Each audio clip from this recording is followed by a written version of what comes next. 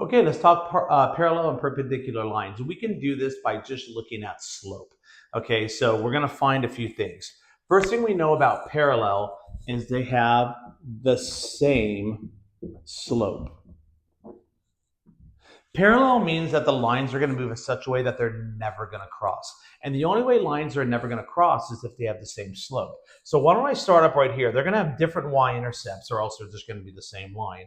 I'm going to go up 1 over 2. So here, m equals 1 over 2.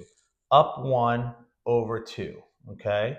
Up 1 over 2, and I'm going to get a line that looks like that, okay? Now, this is on a very crude graph. When you take a look at the examples I have in the practice sheets, those will be a lot more cleaner. All right, so now let's do one that's at -1. So they're different lines. This one on a y equals mx plus b would be a +2. This would be a -1. But this is also going to have a slope of 1 over 2. Up 1 over 2. Up 1 over 2. And you'll notice that these lines are going to be parallel. They're never going to cross. So that's how we find this. So we can ask it a couple different ways.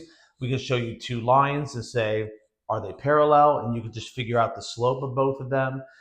We can give you two slopes, and maybe you have to do the math and figure out what m is. And if m is the same, they're going to be parallel. But they could also be perpendicular. Perpendicular means they're going to cross at a 90-degree angle. Whenever something crosses and they create a 90-degree angle, that's perpendicular.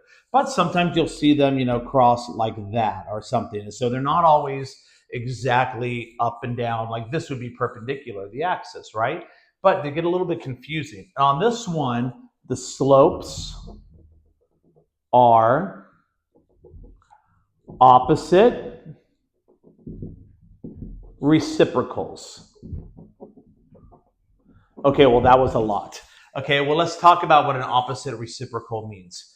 If I have 1 over 3, a reciprocal means you flip it upside down. So that's going to become 3 over 1. That's the reciprocal.